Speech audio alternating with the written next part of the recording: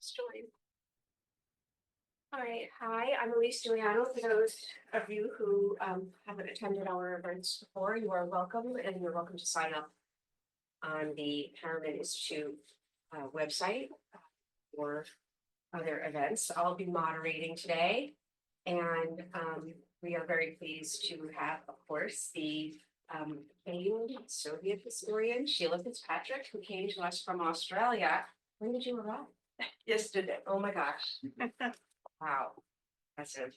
I thought maybe you were here for a few days already. Okay, so let's survive from Australia.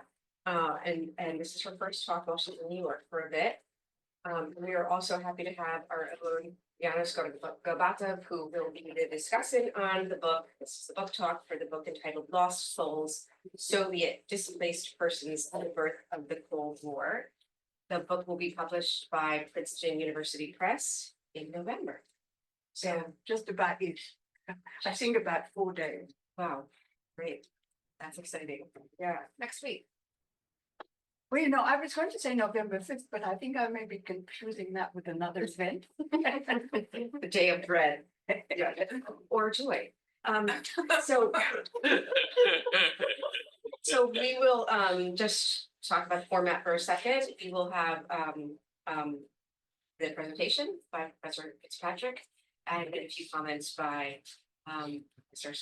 Gobatov, and then we will open it up to question and answer period.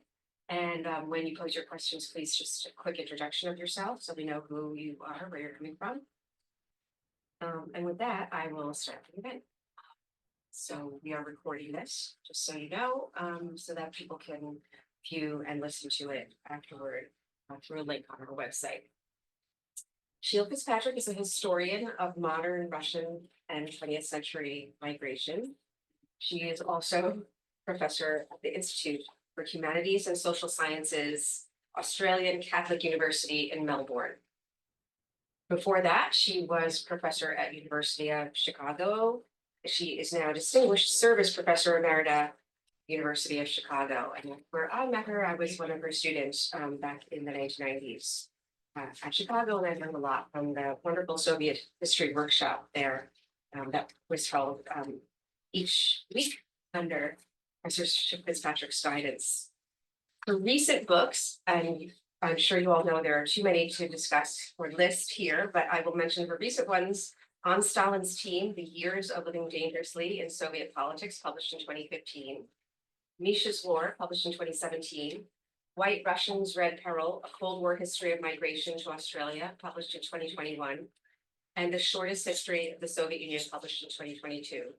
Now joined by The Death of Stalin, coming out in April of 2025, and Lost Souls, coming out next week and a half. So prolific in her retirement, which I wanted to put in it's here. Okay, so we are really, really happy you came all this way, and that we're lucky enough to listen to your book talk. Right.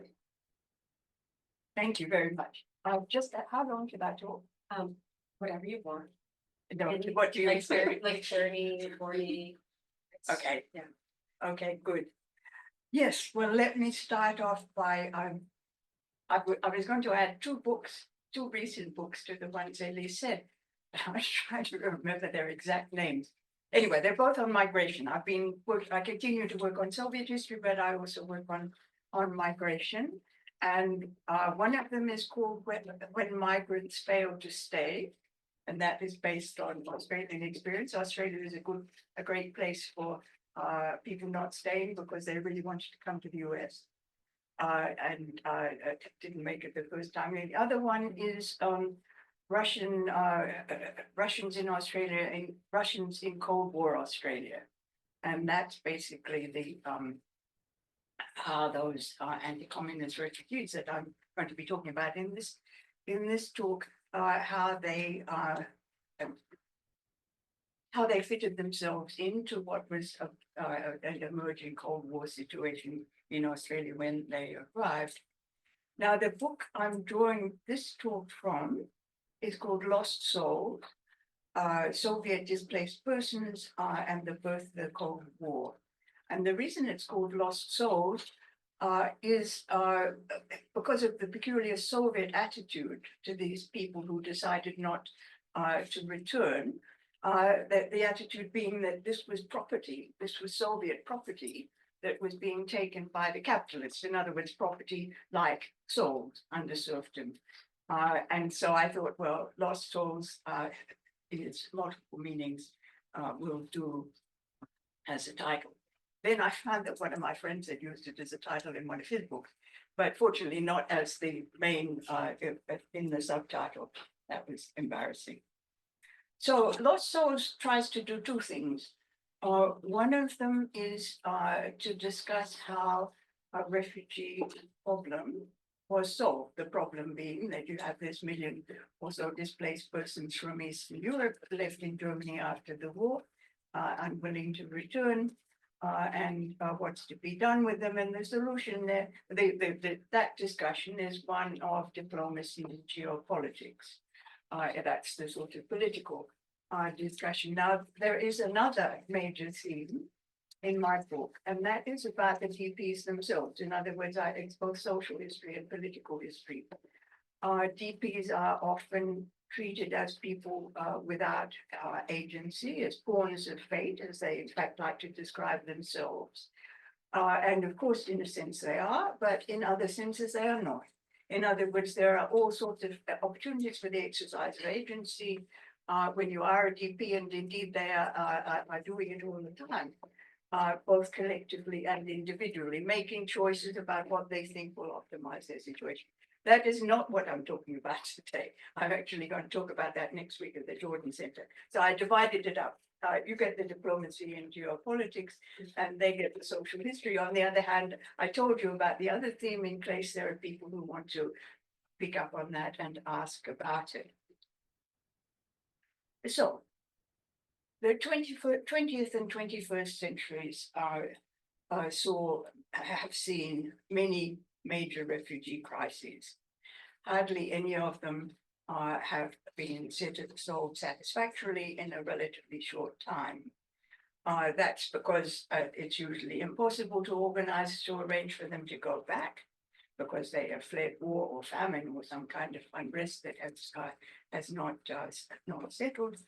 And also because if they're not going to go back, they will have to be to find a permanent home, which involves resettlement, and that is difficult and expensive. So many refugees all over the world find themselves living for decades essentially in tent cities. But this story I'm going to tell you today is a success story, one of the very rare success stories of the settlement of a refugee crisis. And of course, one of the interesting things is to think why, how so? What was it that made it possible to solve this crisis? And that's, I'm going to offer an explanation, offer my explanation of that. Now, at the end of the Cold War, at the end of the Cold War, I obviously wrote this too quickly. At the end of the Second World War, the United Nations, then a new institution, felt it was dealing with two major refugee crises. Now, there were refugee crises all over the world, but they focused on the Europe and Near East scene. And the two that they identified were the displaced persons from Eastern Europe and the Soviet Union. There were about 1 million of them. That was the figure. It was too low, clearly, but that was the figure that was used. And the other one was the Palestinians in the Middle East, and that was a comparable number, about 700,000.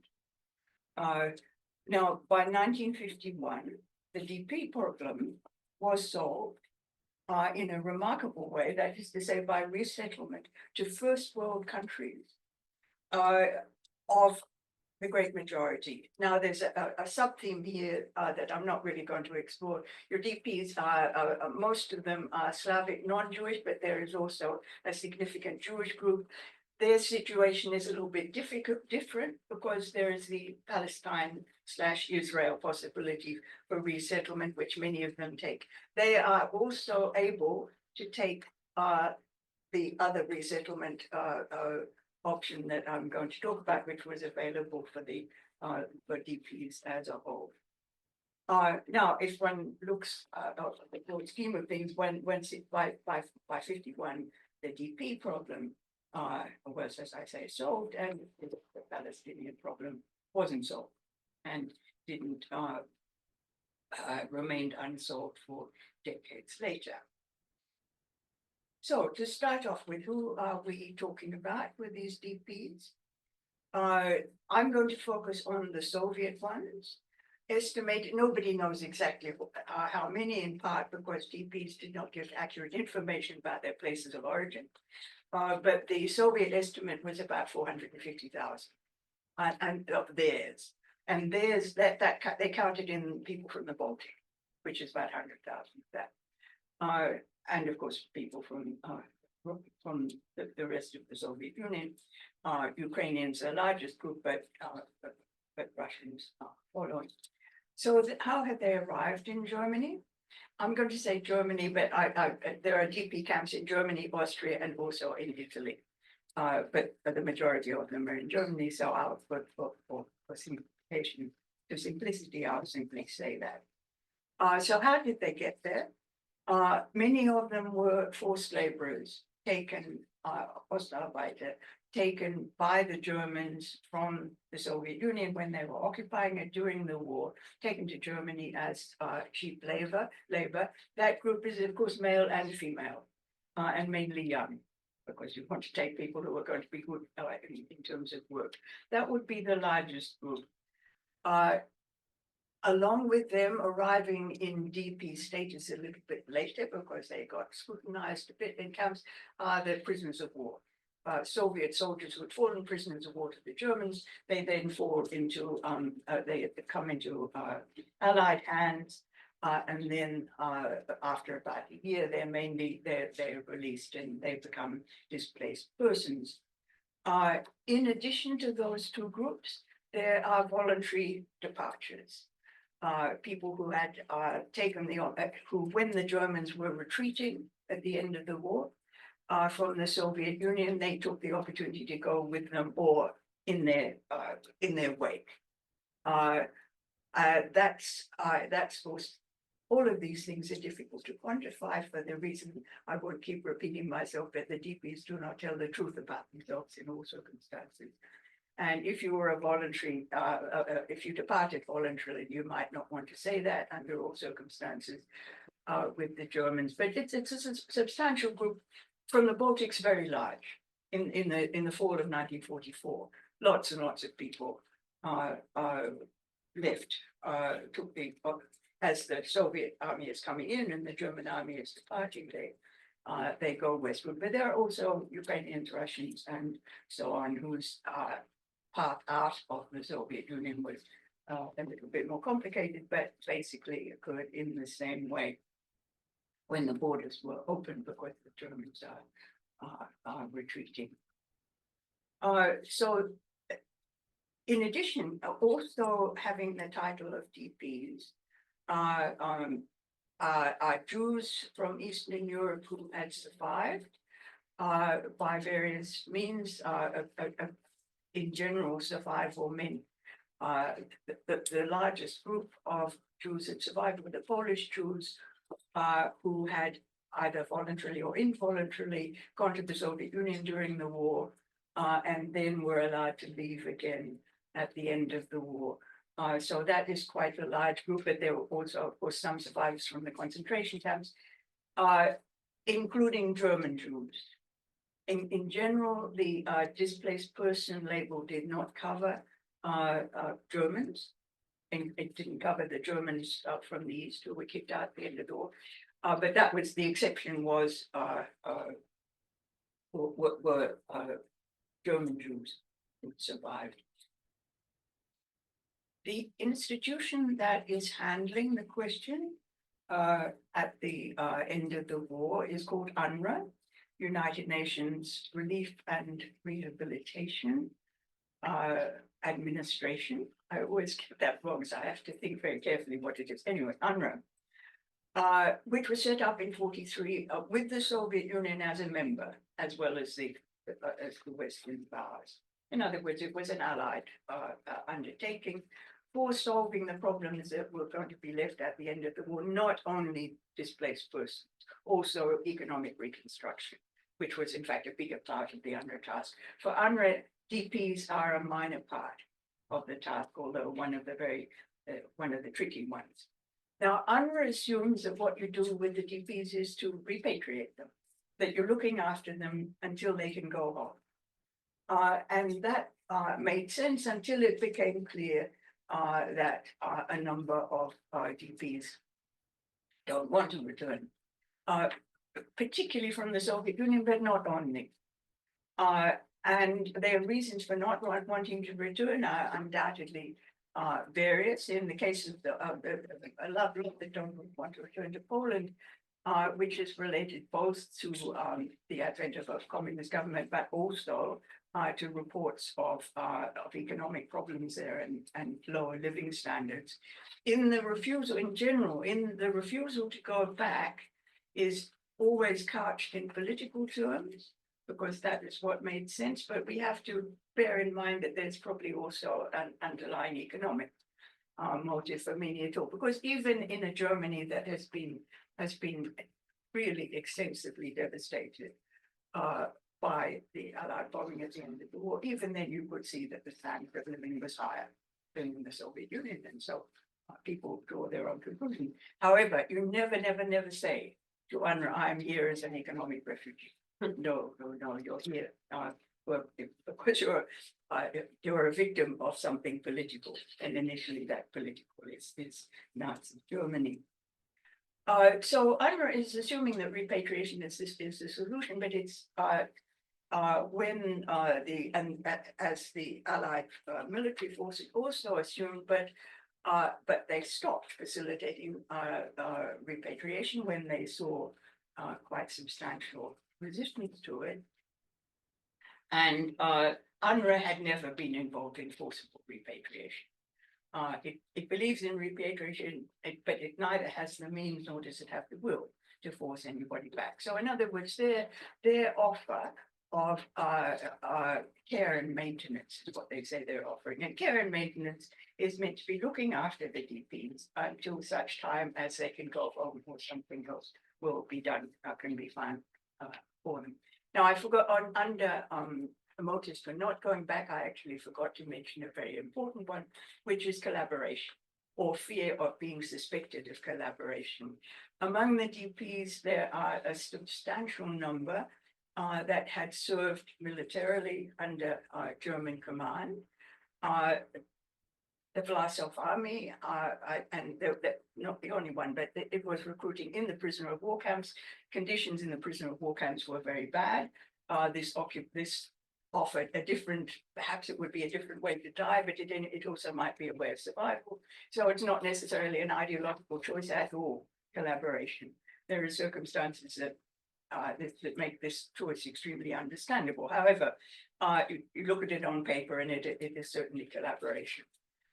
So that's, and it would certainly be seen by the Soviets as collaboration. And there is there's also quite a strong possibility that simply having fallen into German hands by whatever means might also be viewed by the Stalinist regime as collaboration.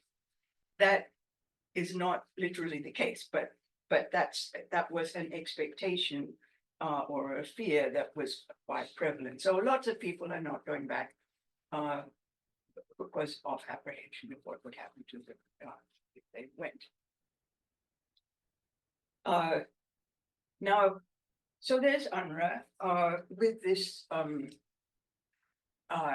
impossible situation that their mission is repatriation and they can't repatriate, and there they are, and they're looking after the DPs in very good style. If you think about the image I gave you before of refugees living in camps, this is not at all like the experience of those in Germany. For one thing, Germany is a cold place, and living in camps would be extremely difficult. But they're housed in permanent housing, in barracks, in schools, in hospitals, in private homes, but always in places with roofs and heating, and also with after the first few months, very substantial sort of welfare provisions. In other words, there's medical care.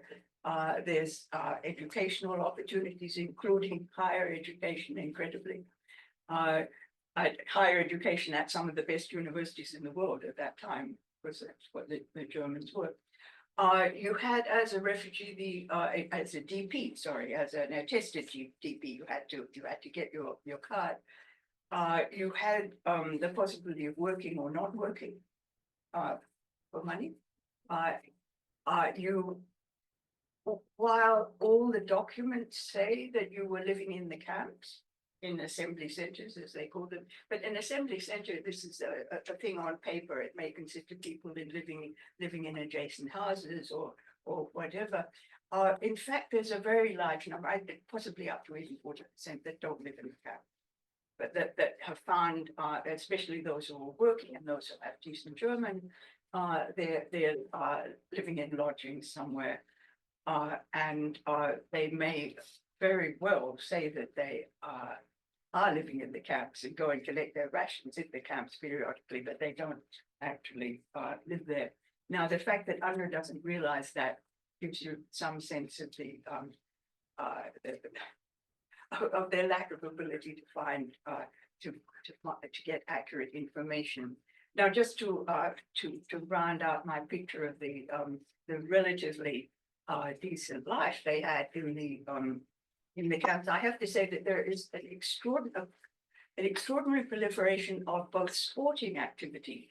You look at the lists of all the teams that were playing all the other DP teams and trying to get themselves into German leagues and so on. It's quite spectacular, and also masses of artistic activities, choral groups, weaving groups, often with a sort of folk nationalist theme, but you name it, they had it basically, and they also very quickly built themselves churches, or called a structure a church, but often they actually built something, and so the camps tended to be organized nationally, not by UNRWA so much as by the DPs themselves. And so whatever was if it's an Orthodox church or whatever, that's what they'll build. Now, most of the funding for this was coming from the US. Now, UNRWA supposedly all the members were paying something, according, I think, to population, the assessment was made. So the Brits should have been paying, I forget, 15%. They were paying practically nothing because they had practically nothing left to do. The Soviets were also, but the Soviets paid almost nothing, literally almost nothing. So the US is basically picking up the tab, and they start not to like this. A lot of questions in Congress about why, what we're paying lots and lots of money to UNRWA, but what's the end point of this? What's going to be the solution here? And UNRWA was not open to the idea of resettlement of its people, in part because of the really vehement Soviet opposition to resettlement of its citizens, which the Soviets regarded as theft. So they also not set up to do resettlement, but they were this was not a pro-Soviet organization, although it sometimes looked like that to people in Congress. But it was not a strongly anti-Soviet organization either. So more and more out of step with the way politics were going after the war. So basically, after a while, US Congress decides its money is being wasted, and so it says it's going to stop, and that's the end of UNRWA. However, the problem remains, doesn't it? You've still got to deal with these people, and so the US sponsors the creation of another agency, which is more directly and fully under its control, though UNRWA in many ways was fairly, was fairly effectively, but they wanted one still more, and it's almost entirely funded by them, and that is IRO, International Refugee Organization. And IRO comes in with a different mandate. The mandate is resettlement. And that resettlement is going to be basically paid for by the US. It's not going to be all to the US. In fact, the US is one of the later countries to sign on because of difficulties with it passing the DP Act. But basically, the resettlement is going to be organized by IRO. IRO is only dealing with refugees. It doesn't have the other tasks that UNRWA had. It's going to find the shipping. It's going to organize the selection process. It's going to recruit the countries that will take the refugees. So that's what it does. And Australia is one of the first to sign up because Australia is one, not all the countries that were willing to take the DPs wanted cheap labor, but Australia did. So the Soviet taunt did apply to some degree there. Australia is the second largest recipient in the end, by the way, which given that its population was 7 million at the time, and it's a very substantial number that they took in. The US ends up by being the major recipient, even although it comes online earlier, later, sorry, considerably later. Then Canada. Israel is ahead of Canada, but only for Jewish DPs. Then Canada, and then then Latin America as a whole. So these are basically first world countries to which the DPs are getting free passage. Now, you had to be selected. You were not just allocated a country. You chose who you wanted to apply for, but then they chose whether they wanted to or not. So there was a lot of gaming the system and working out, what kind of people, what kind of person is wanted, and all kinds of, opera singers, right down that they're bricklayers and so on, because that's a better, a more saleable occupation. I have a really nice little study of one ship that went to Australia it was the first ship that went to Australia, General Heinzelman, entirely Latvians, because they were believed to be blue-eyed and blonde and would go down well in Australia.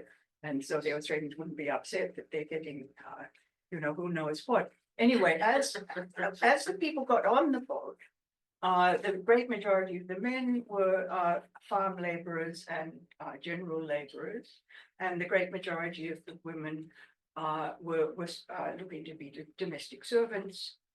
They put that down as their, or else they were nurses, but nurses' aides, basically, not registered nurses. So that's what got on board, which is what Australia had asked for. But when they arrived in Australia and an immigration person got on the boat, an extraordinary thing happened. That it turned out that there were many professors of theology, lawyers, opera singers, diplomats, children. In other words, a highly educated group, and with a lot of knowledge of English, and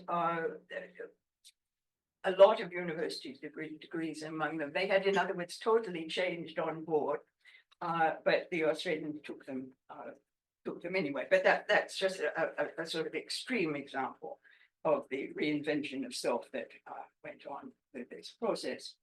Now, apart from occupation, there were other selection criteria applied by all the countries concerned. In the archival correspondence, not so much actually published at any point, you get people stating their hierarchies of preference. The Australian one was quite detailed, with among Slavs, the Poles were down at the bottom. The Ukrainians were up at the top. Very strange, that one. But everybody there was a hierarchy, and then Jews were right at the bottom of the list. And Russians, insofar as they were identified by the Australians, they were also at the bottom of the list. The Australians didn't realize how many of the Russians they were getting because the Russians said they were something else in order not to be repatriated. But actually they looked as if they were getting quite a lot. Another thing, the Australians also, they had some Belarusian, but they didn't know really what Belarusian means. And there was one school of thought in Australian, in the immigration department that said the Belarusians, that's the term given to white Russians, the emigres. And another one said, no, that it's a term given to the people who were born in Belarus. Now, this was never resolved. But we took them anyway. Now, the other thing, there's that national national hierarchy, which the US also had, though perhaps slightly, and all the Latin American countries had the same, with differences, slight differences on who came up on top. The Jews always at the bottom, except for Paraguay. And I'm unable to explain the Paraguayan anomaly, and I haven't. But they were quite high. The Jews, like the Paraguay immigration people, were willing to take Jews and Russians. So something odd going, but they only wanted 5,000. So something strange going on there. Now, there's also the issue of race. In other words, whiteness, which is not discussed ever. And in a sense, I think that the Australians, for example, felt there isn't an issue, right? I mean, these DPs are from Eastern Europe and the Soviet Union, and they're all therefore European. Now, at a certain point, it became somebody worked out that not everybody in the Soviet Union is necessarily European. This is a national place, and you've got Kurds, you've got Kalmucks, you've got all kinds of people who would not be called European. But since this recognition came late to Australia, I think they turned back some people purely on the basis of visual inspection. But of course, they don't say that. I mean, on the immigration form, they say judged unsuitable. But they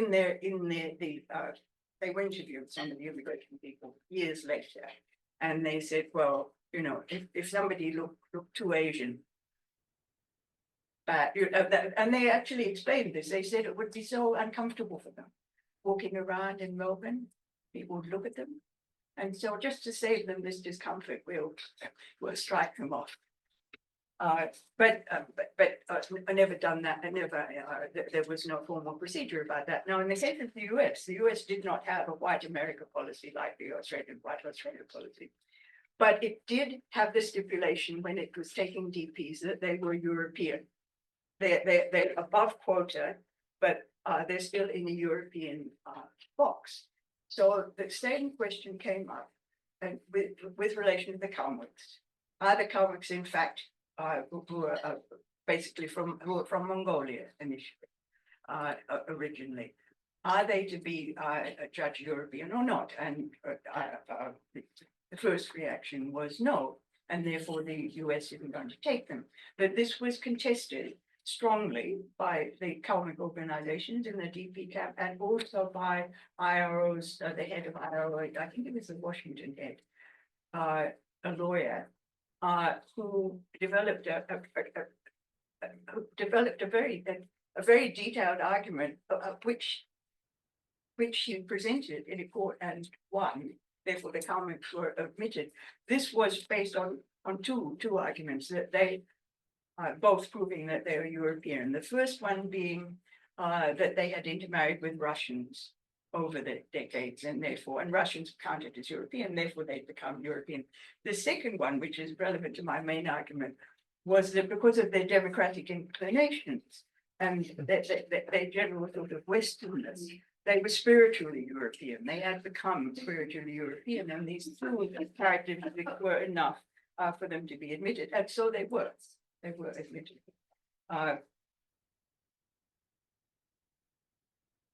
Now, the other thing that had to happen, and this is very important for the displaced persons to get admitted to the United States in particular, but to many of the other countries, and Australia would be among them,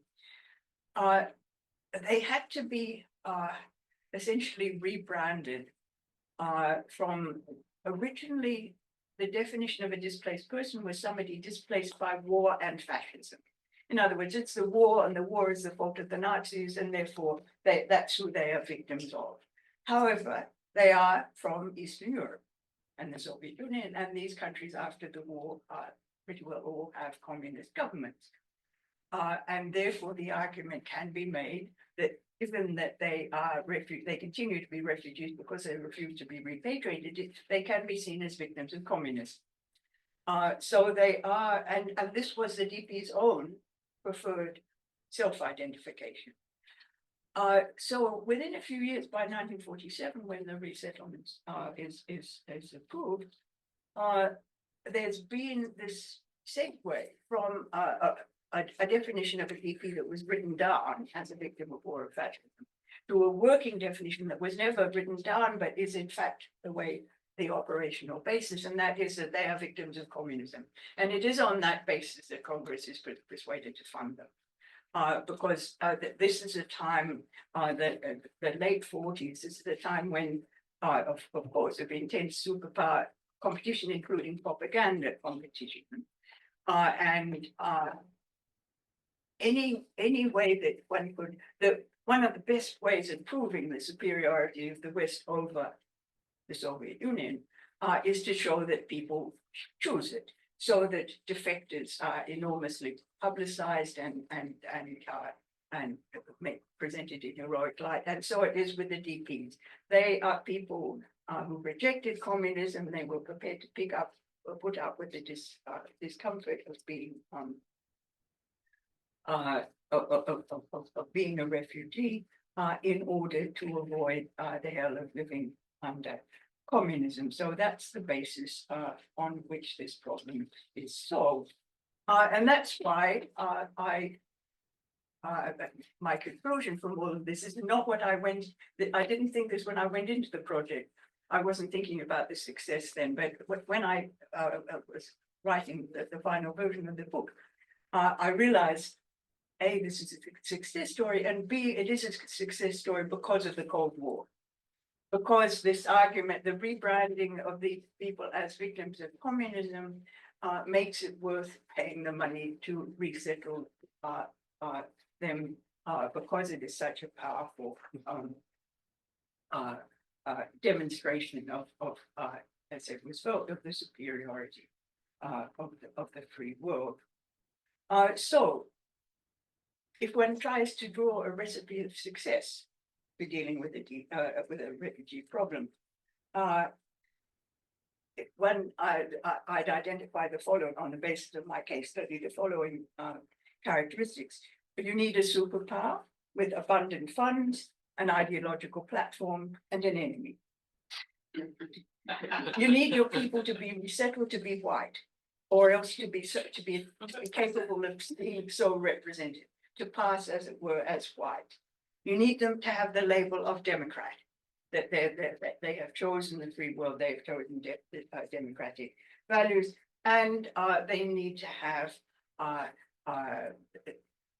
the force that, or the power that has put them in this refugee situation, that is, of which they are a victim, must be identifiable with the superpower's enemy, and just as the US they're choosing as representatives of the free world, these people must be coming from a world of repression and authoritarianism. So to go back to my initial the comparative statement that the UN had the two refugee problems it considered major, one is the DPs and one is the Palestinians. If you contemplate that list of required characteristics, I think it becomes clear why the one problem got solved and the other one didn't. So I'll leave it at that.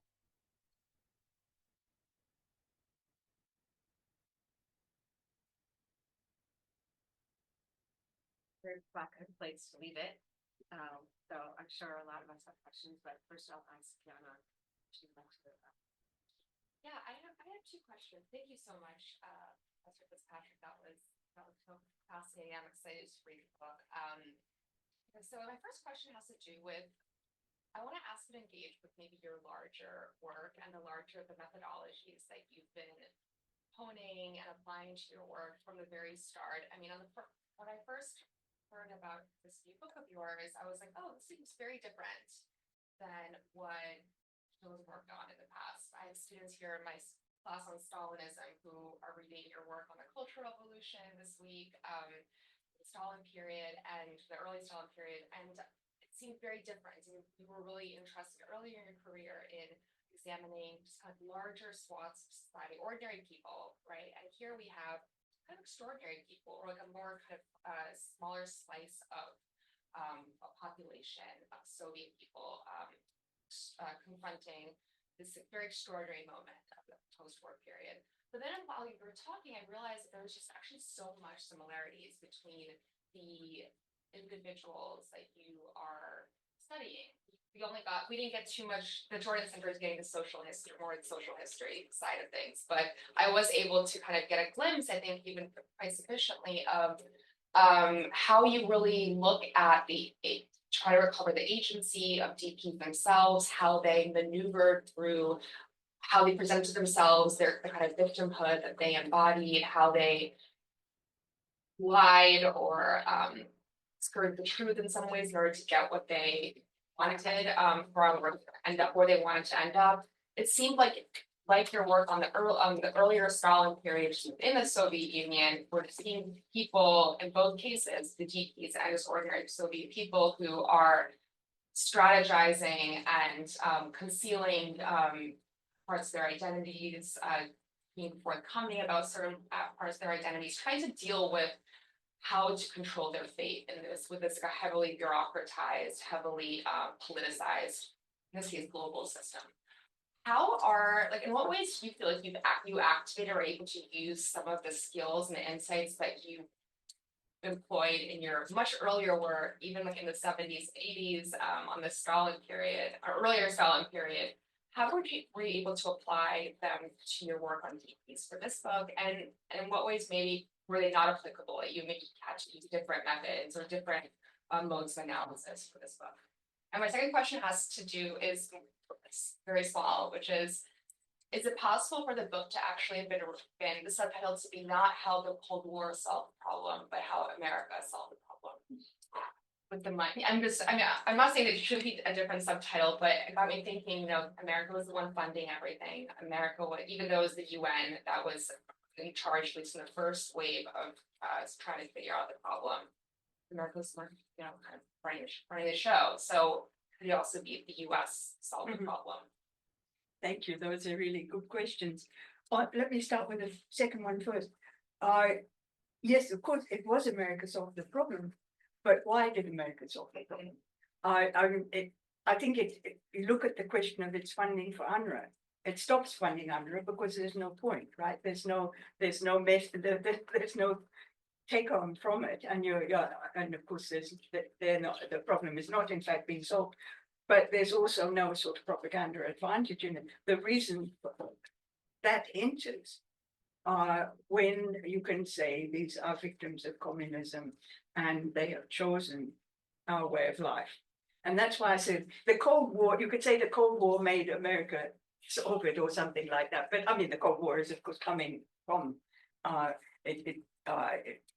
separating America, and the Cold War at this point is in some ways not a helpful exercise. But I emphasize the Cold War because it's difficult to persuade Congress to part with large sums of money for something foreign. And it needs a reason, and that is, to my mind, the reason. Now the methodologies, yes. So what it does indeed seem very different from my earlier work, and then when you look at it carefully, it isn't so much. I did see it initially as very much not a shift, because I wasn't abandoning Soviet history or Russian history, but adding something else. And that was because I was going back to Australia. I was becoming myself a migrant, therefore I mean a remigrant, but after 50 years or something. So that whole question of what happens when you uproot yourself and resettle, that was interesting to me. That was one part of it, and the other part of it was that my husband, who had died in '99, he was himself a DP from Latvia, and that of course made me interested in itself. But after he died, I went through his papers. And there was all the correspondence between him and his mother, who was also a GP. They were in different cities in the post-war years. And that's where I saw DP agency. I mean, his mother taught me all I know about DP agency, not Misha so much. Misha was just one of those. Misha got a PhD as a DP. Yes, at Heidelberg, the top place in the world in the kind of physics he was studying. And then I wrote the book called Mishka's War, which was based on that.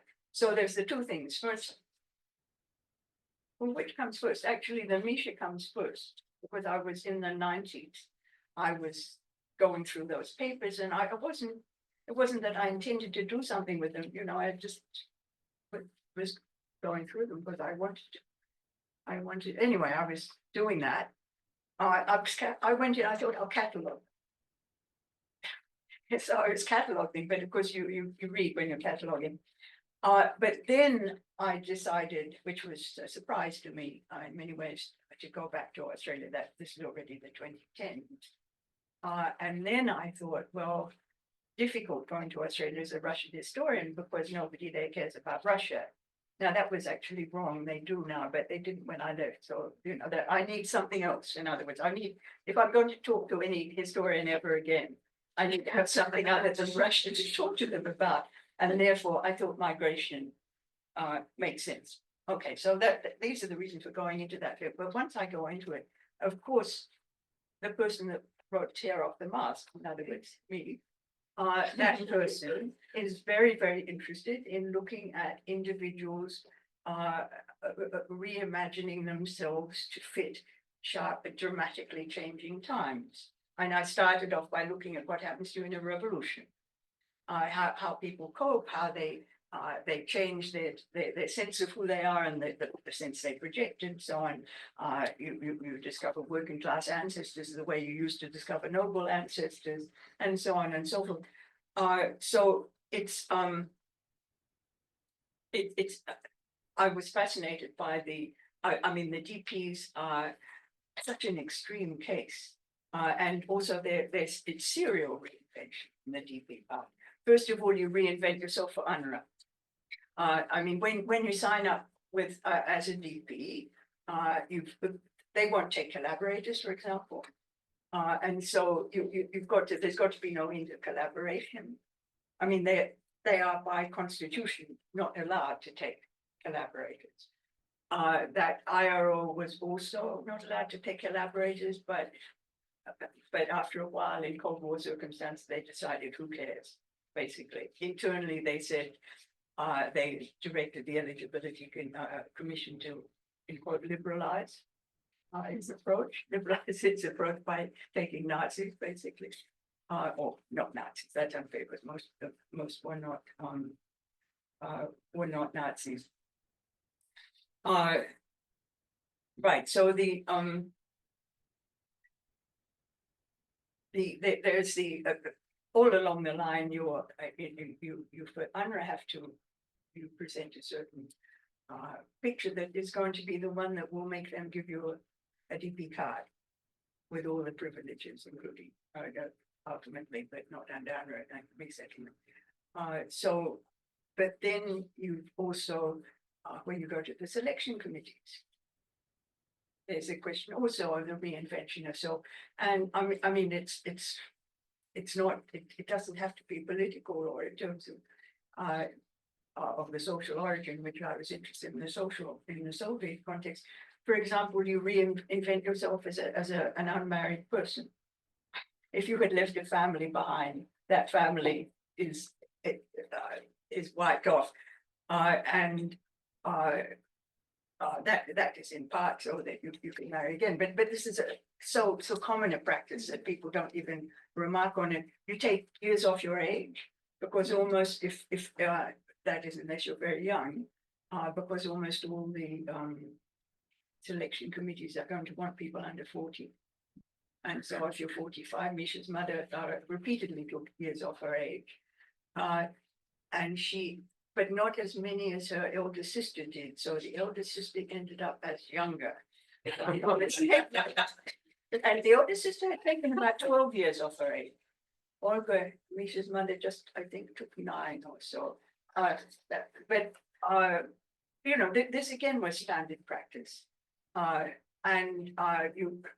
If you had a child, and if you were a woman DP, you very often, I mean, in more cases than not, probably had a child or acquired a child somewhere along the line. Now, the question of who the father of that child is, I mean, you can, in a way, work it out by age to a degree. I mean, if it was born during the war, that's a German, probably. And if after the war, it's probably, it'll be another DP mainly, but you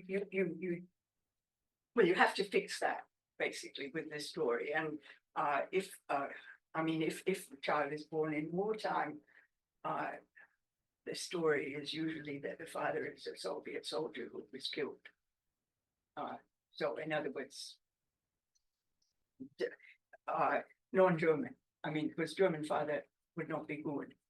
And afterwards, who the father is, it really depends on the kind of decision people make. Has to do with what countries of origin the place you're trying to go to prefers. And if in this complicated situation you've got Russian and you've got Yugoslav and you've got Polish or something, you decide which of those ones to. I mean, you may also lie outright, but often people take things that are there in their environment and bring them to the surface, give them priority, and so you make that kind of. Anyway, all sorts of possibilities, and I find it quite fascinating too. And then, of course, you arrive in your country, in your new country, and there you have to make choices too. For example, if you're a Russian and you came as a Pole, are you going to keep up that by going to a Catholic church, or not, or are you going to do Orthodox? And are you going to tell the Australians that when you get naturalized, are you going to say who you really are, so to speak? You're going to tell your children or not? So, you know, so it goes on and on. And there's no, to those questions, there's no one answer. Some people did one thing, some people did another.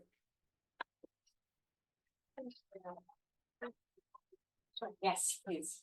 Hi, I'm James Vedder. I'm a postdoc here at Harriman. And the question is sort of about the role of religious anti-communism in sort of like figuring out the fate of DPs.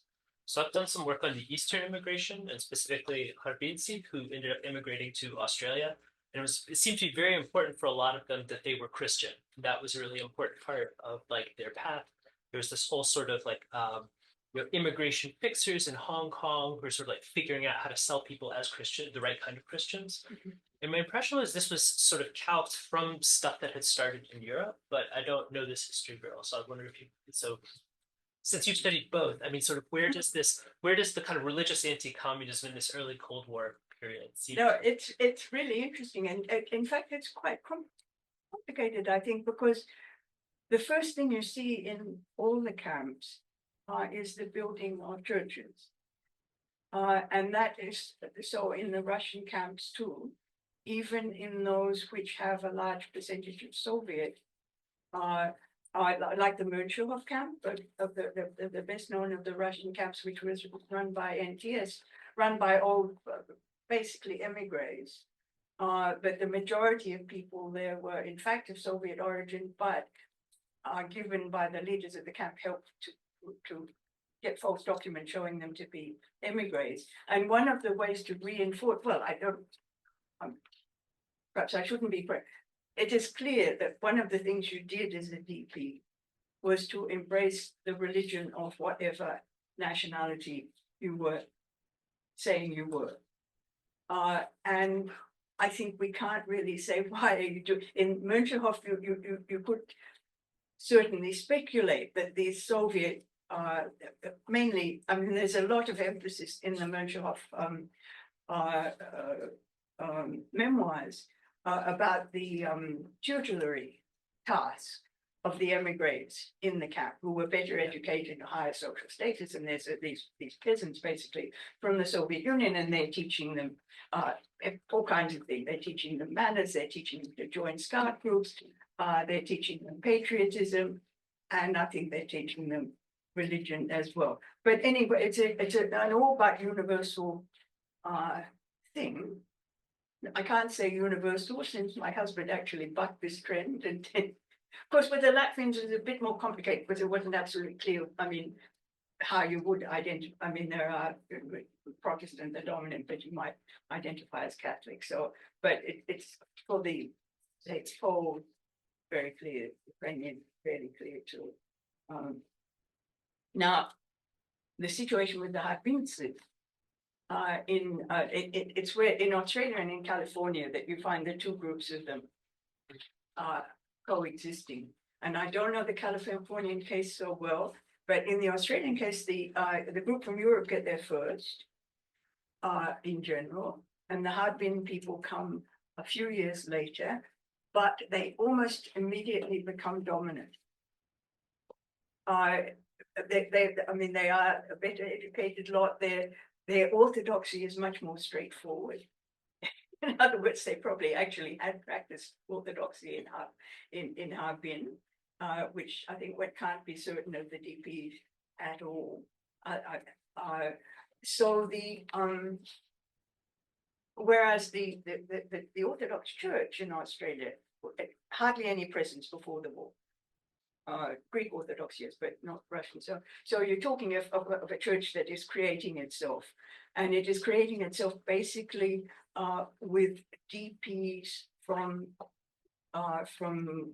West Ukraine, very prominent. Yes, it is strange, but so among the priests, they come out on the boats with the DPs. When they get to the migrant camps, they set up this, some kind of room, which is the chapel, and then they settle nearby and build the church and so on. So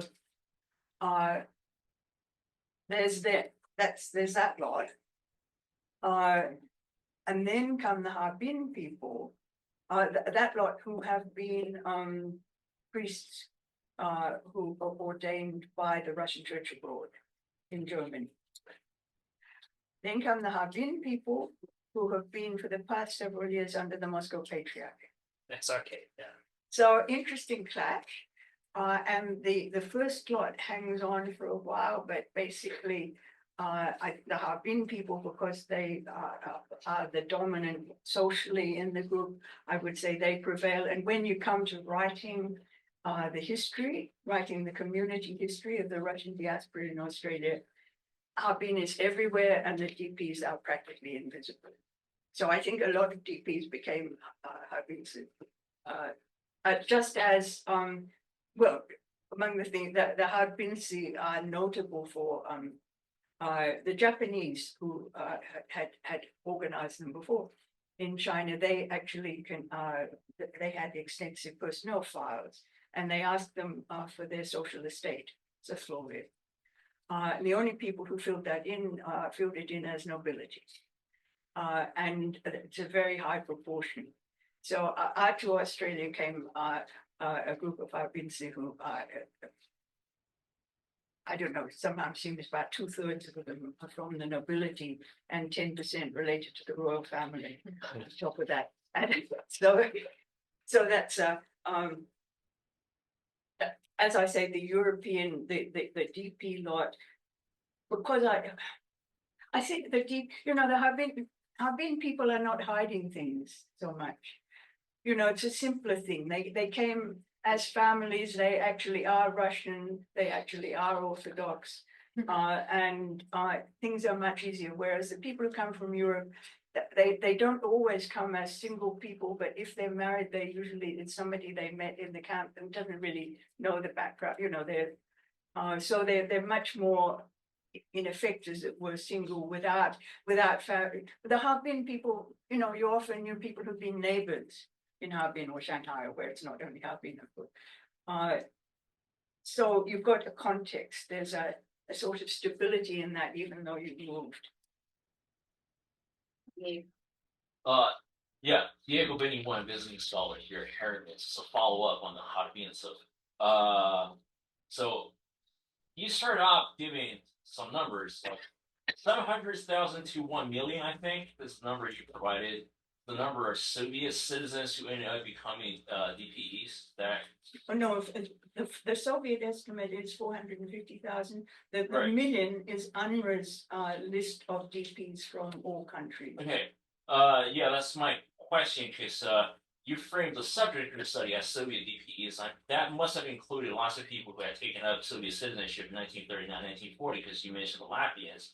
But speaking of the Harbins, I'm assuming a lot of them must have been stateless.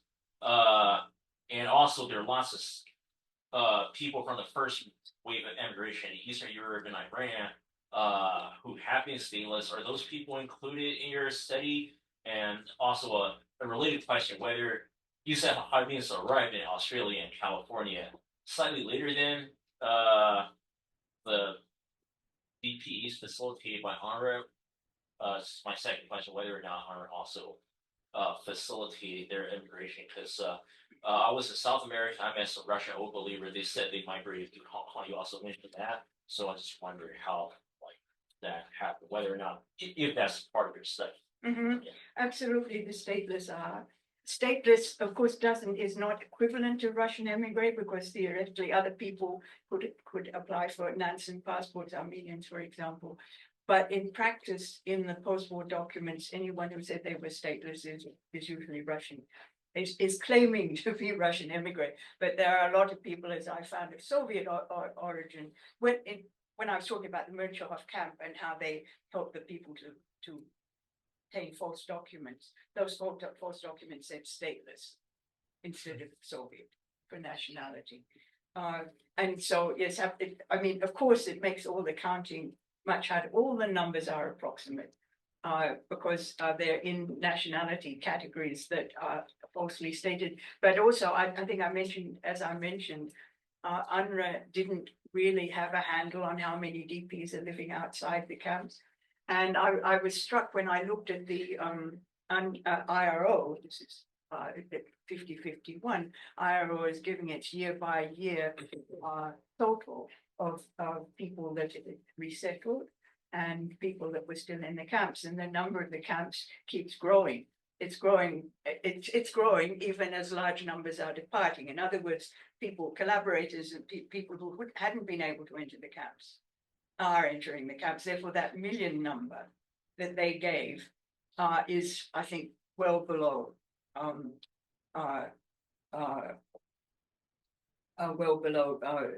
the reality.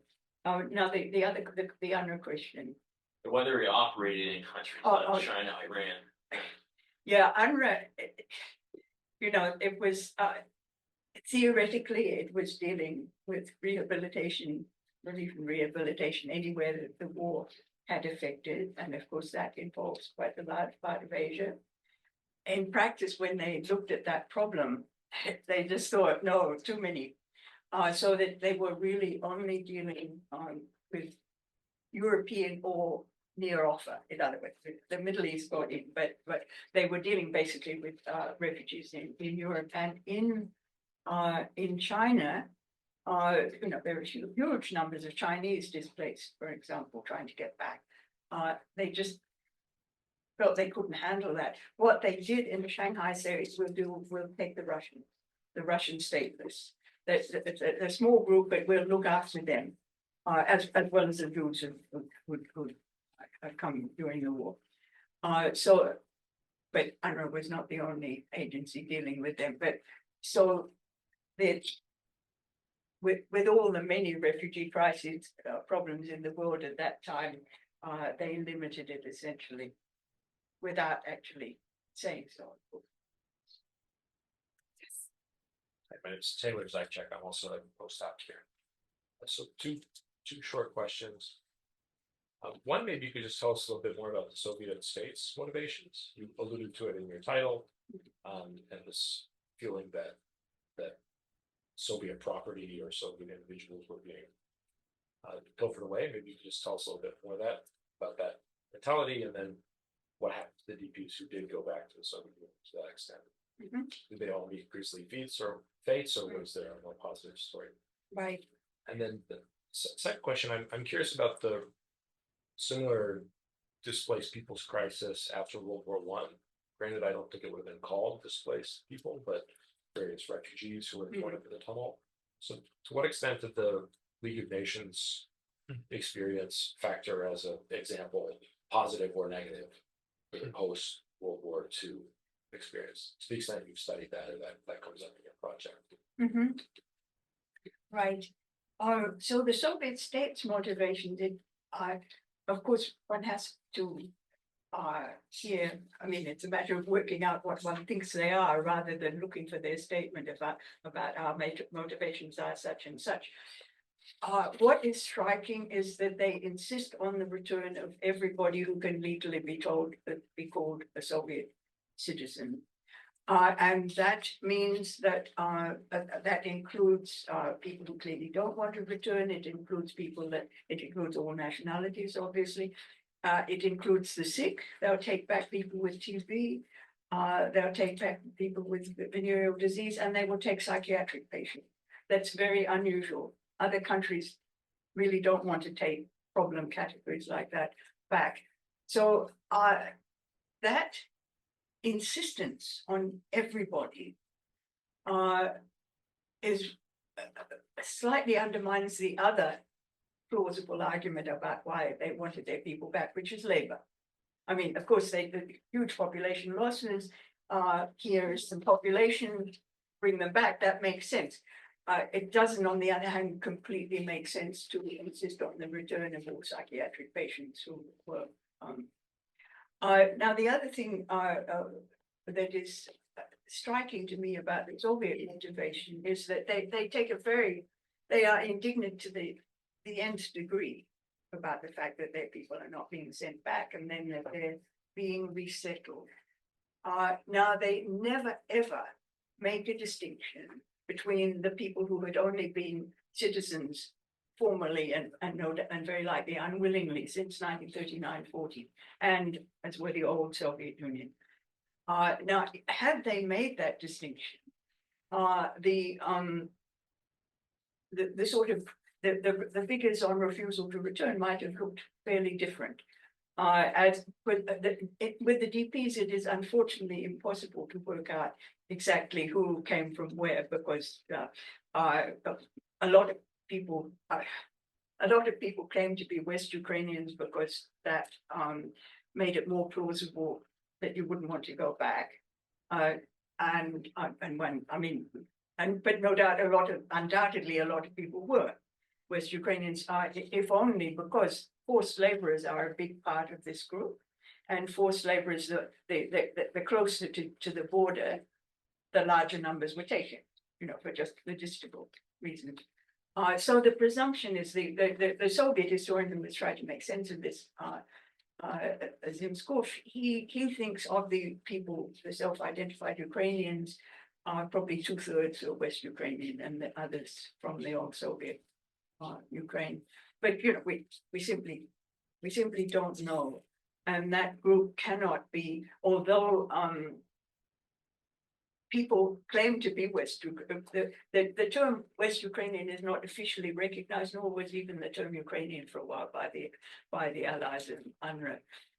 But it's nevertheless used. But we can't tell whether the people who make that claim are making it because that's where they came from, or because that's an advantageous claim to make. Now, the next one, I read my own writing. That was the DP fates. Big question.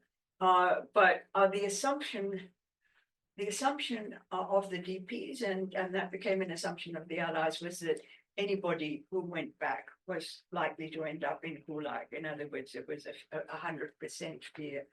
The figures, the archival figures, do not bear this out. To start off with,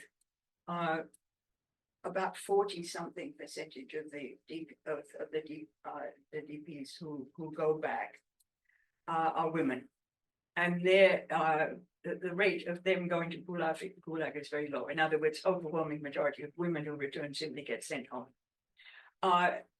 For the group as a whole, the figures show, I think, 7% being sent to Gulag, but it also shows a larger, considerably larger group, maybe up to 20, maybe not so far, of the men who return, who are drafted immediately into the army, back into the army if they've been, or into labor brigades. Now, those people probably get home. Oh, those people may get home, let's say. We don't really know. But they don't get home immediately. So it's a different and more complex figure, complex situation than often recognized. The fate of the people who do go home is also a bit complex, because the institution that returns them, the repatriation agency, it tries to look after them, it tries to find them jobs, it tries to find them, to get them into schools, or their children into schools, etc. However, the people nevertheless do, if they are known to be DPs returned, there's a bit of a cloud hanging over them, and not only from official world, but also from their neighbors. So the best thing to do is not to admit this as a part of your life. What's likely to happen to you if you are known to be a returned DP?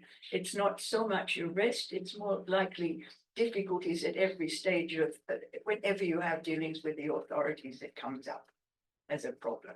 Let's say housing, let's say the law, whatever, it makes you a less than 100% okay citizen for many years. So many people hide it.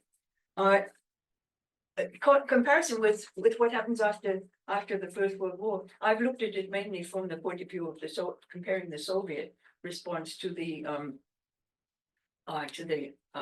Soviet response in both cases, because it's very different. The Soviets, after the Second World War, they want everybody without any restrictions. After the First World War, they're very picky, and they only want people who like who are likely to be good Soviet citizens and so on. And so it's a completely different approach. It's also true, and here I'm on ground, I don't know this as well, but certainly there was a lot of delay by the French in particular of sending back prisoners of war, because they were being used for labor. Now, I think when the Soviets talk about the stealing of their citizens to use for labor, in part, that's the image they have in their mind. They know that the French, for example, hung on for a long time to what Russian labor they had, because of with that motivation. But it would be interesting to have a systematic comparison, actually, but I don't think one has been made. Yes. Hello, my name is Linda. Oh, sorry. No. Well, you can both ask your questions. Okay. I actually have to go teach, so Okay, please. Go ahead. I teach here at Columbia. I teach a completely different department, art history. But both my parents were in camp. They were both from Western Ukraine. And I really thank you for your talk. It clarified so many things, because I just went through their UN papers when they were immigrating, and they did it under Lumina because they came in 1948.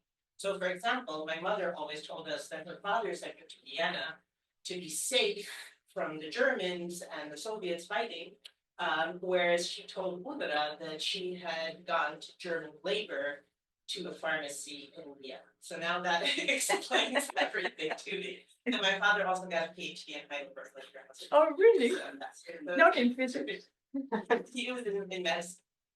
So, but they came in 48, they came to America in 48, so they actually went to Bogota, but in this Ukrainian diaspora downtown, a lot of those people came in 50, so I assume it's already the IRO that is helping them over. And the reason I'm saying that, because I mean, okay, you were talking about German collaborators, in some ways they weren't, we know many of them were not so much German collaborators, but members of the partisans who initially collaborated, and then of course had all the Polish, you know, the fighting with Poland and not such a nice history. And it's very interesting because I grew up with their children. And the whole narrative was always that they were persecuted by the Soviets. But of course, they had never been because they escaped. I mean, maybe they would have been if they had been sent back, but they never actually suffered under the Soviets. So it was just, I'm curious if you deal with that at all in your book. I'm very anxious to read your book now.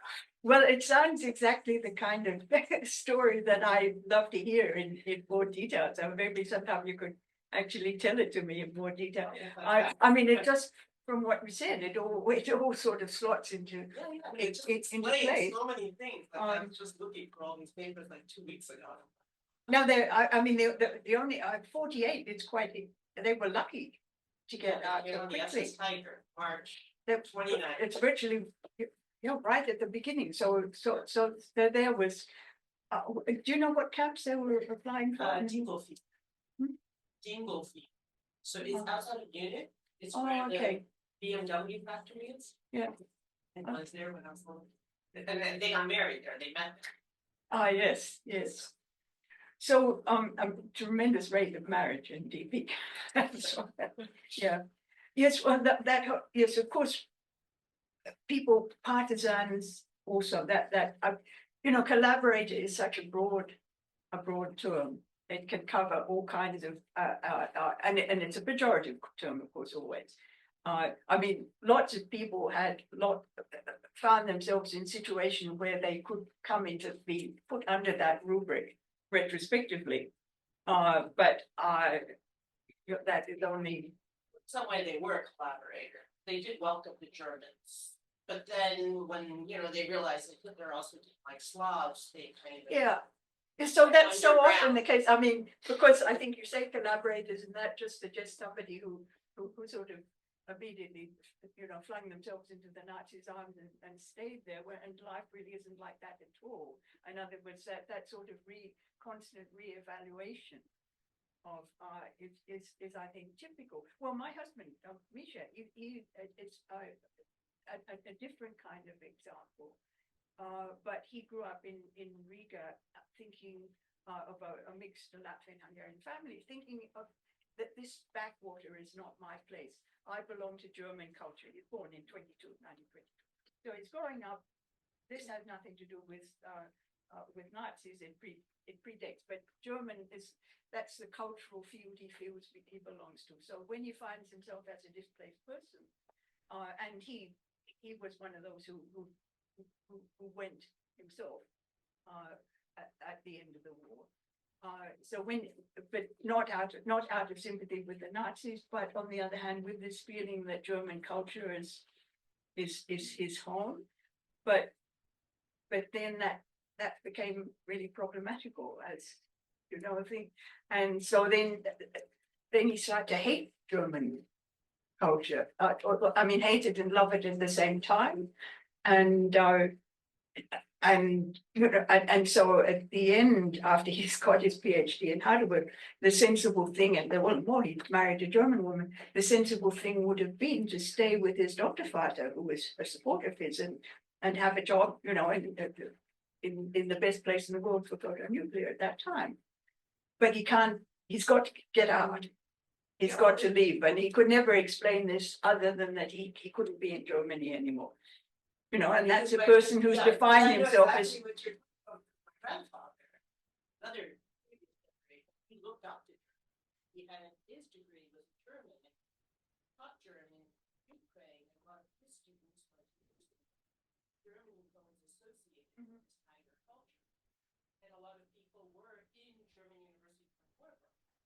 Yes.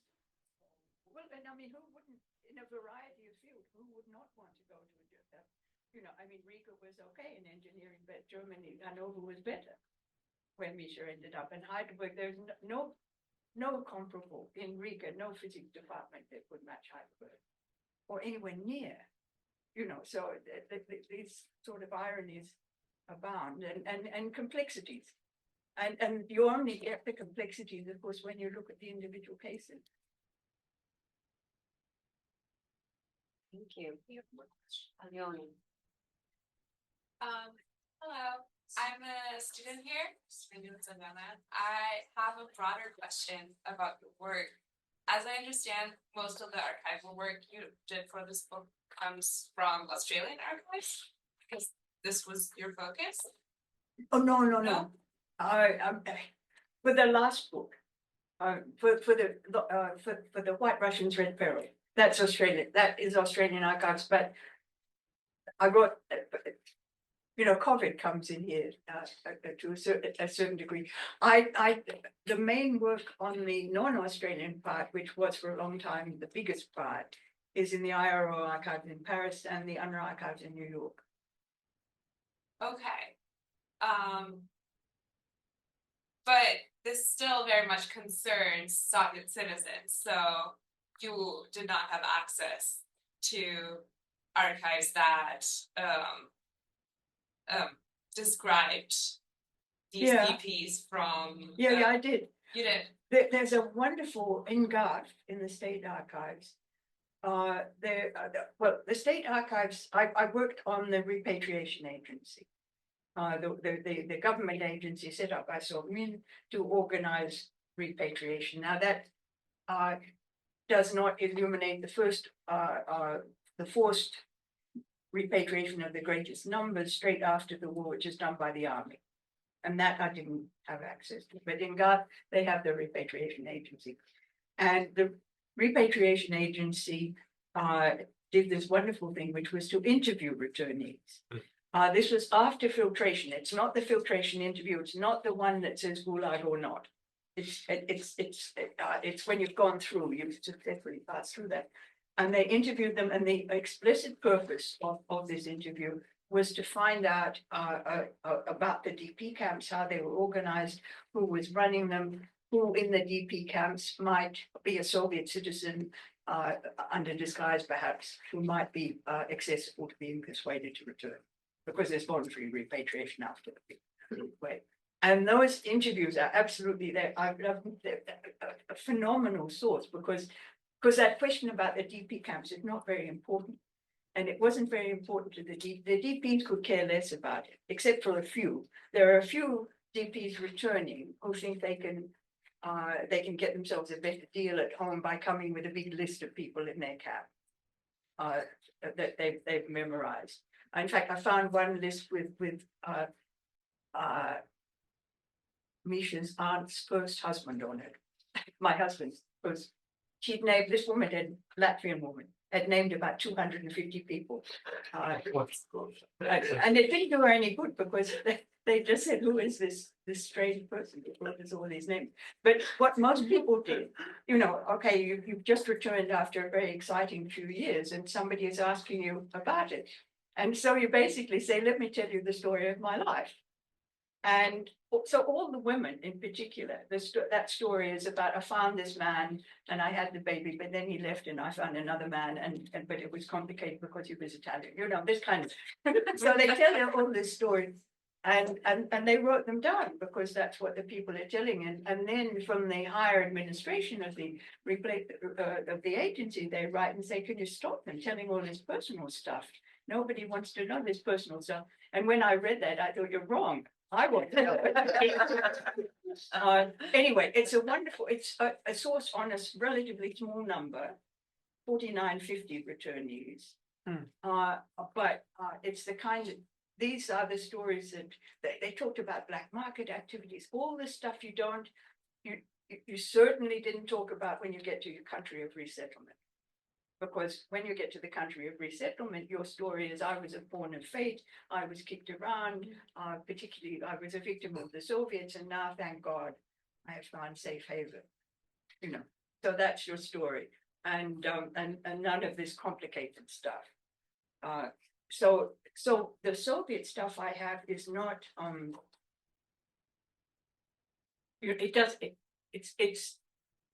it is not good except occasionally by giving numbers on the forced repatriation of 44, 45.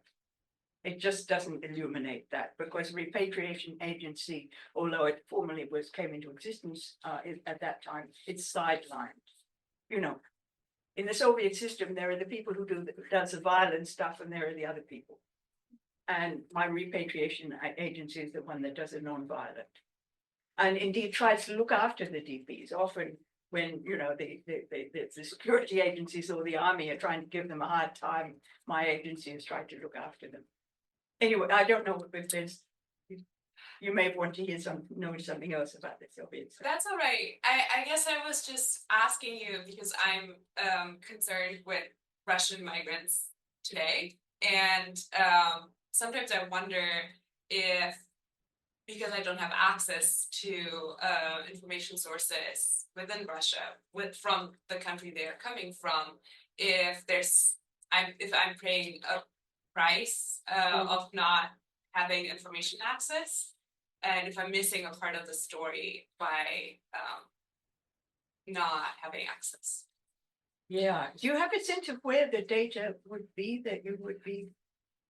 I don't think it's publicly available. It's probably in some ministries. And Because it sounds, I mean, contemporary, it just sounds as if it wouldn't be available even if you were there. But just to throw in a very odd thing about the archives, of course, nobody can essentially go there at the moment.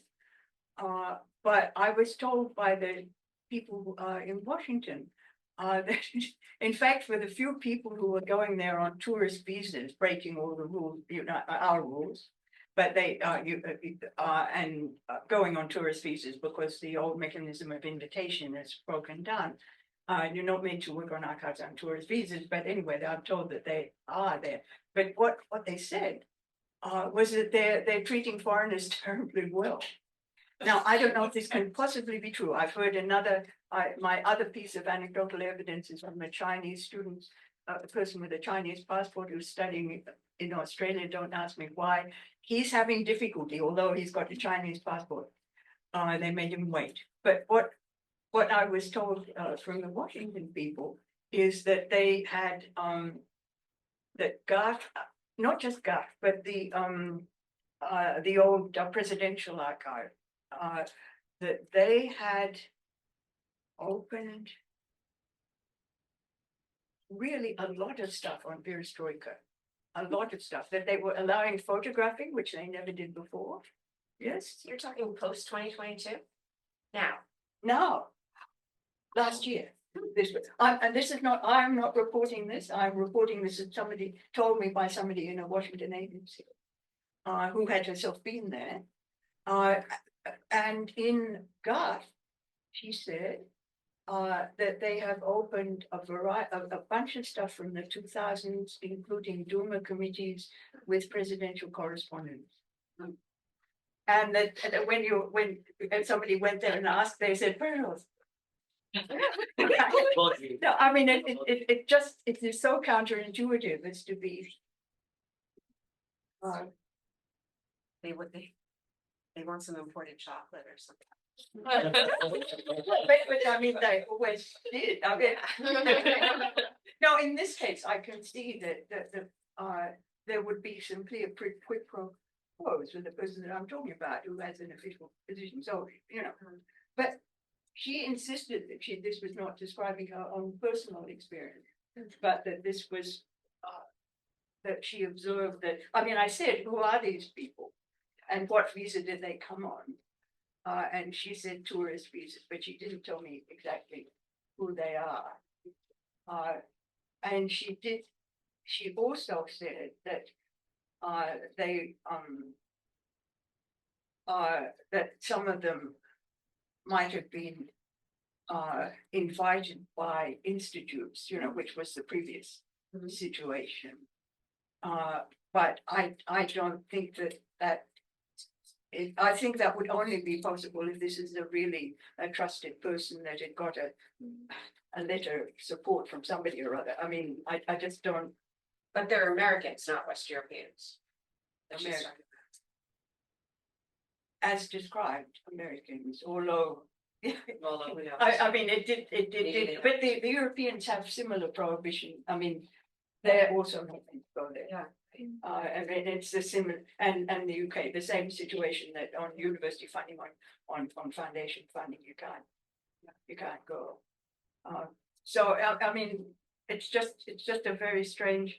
So that's why I asked you if you knew where the stuff was, because, you know, there's Bridge and that, there was those various organizations that are doing, that will do archival work on commission, so to speak, and if one knows, I mean, if, for example, you were working on perestroika, it might well be, you know, it might make sense to send this to, you know, to try that and see whether it is actually true. They're coming up with it. Well, may I close by just zooming out with a broader kind of comment or question? I thought it was really fascinating the way you set up the project, that this is a successful case of DPs in the world, and so often they're tragic cases, and Cold War discursive categories of friend and enemy and, you know, hatred of communism is the reason for that. And again, we rarely hear stories in which Cold War categories have a beneficial effect for individuals. So I thought that was really interesting. But, you know, at the end, and I think briefly in your introduction as well, you mentioned the kind of like direct comparison between Ukrainians today and Palestinians, if not Gazans. And then at the end of your talk, you mentioned the different factors necessary for success, and which I thought was interesting, right? So, and when you mentioned whiteness or Europeanness as one factor, and then the label of being a democratic person or having democratic values is another key factor, it really, of course, brought to mind Ukrainians, the position or the way Ukrainians are being constructed post 2022. And I suppose my question would be, you know, how of these two factors, whiteness or Europeanness versus having democratic values, how do you, because you said race really wasn't so critical for the US, and you told the whole kind of vignette of the court case about the Kalmyk people being allowed in. So when you kind of end on that note, are you trying to make a broader comment about, you know, the situation with the Ukrainians today in a direct comparison, or how would you think that if we could go crazy and predict a not totally crazy outcome in which Ukraine, God forbid, loses a war, it doesn't exist anymore, and you have suddenly millions of people who are trying to get to the West, do you think there could be some kind of repeat in which there's this unspoken whiteness or Europeanness is critical, or that refugees today still must embody the idea of being a democratic or being Western or sharing democratic values? Because it seems like it's just sort of the discourse that's happening. Yeah, well, Ukraine, I do introduce that in some versions of this, and this time I didn't, I suppose I had that reduce the element of provocation, but I feel that, yes, that supports my argument quite strongly, because if you look at refugees who are being willingly taken in, the Ukrainians in the following the attack, you know, this is a very clear case. And of course, the difference in Australia, it's so clear. It's embarrassing to look at, because we took Ukrainians, you know, with great enthusiasm and tremendous amount of publicity about, you know, if they found a home or continue or similar democratic values, and they're all very nice and educated and family people and looking and you know, lovers of children and animals and so on. And however, so there's also the question about taking people from Gaza.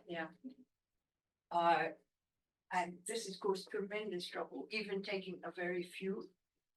There just endless stuff in the press about were they given visas before ASIO, the intelligence agency, had scrutinized them one by one? There's never any talk about scrutinizing the Ukrainians. I mean, I presume, like any, but this, so now, whereas the Ukrainians have all been admitted on I forget what they call it, but basically it's a good temporary visa that allows you to work and gives you access to medical care, which is then from which you can apply for citizenship or for permanent. The very few numbers that we've taken from Gaza or Lebanon, they are on the same humanitarian visa without the right after 3 years to apply for anything. In fact, it's stated that they cannot apply for anything. So God knows what's going to happen to them after the 3 years. Just take them and dump them in the oceans or something. I mean, I mean, this is all because of internal politics. That was not the original intention, I think, was to take them on the same basis as the Ukrainians and for the same reason, for humanitarian. But then there was such a backlash.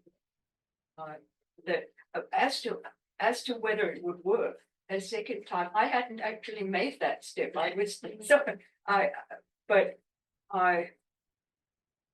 And of course, historians hate to predict anything. Right. But I do seem to have set up the argument that says, yes, a solution will be found for them, should that happen. But I hadn't thought about it before, so I say that just very tentatively. But I'll think about it. Well, this has been a very long and fascinating session, and I think, we should thank our guest.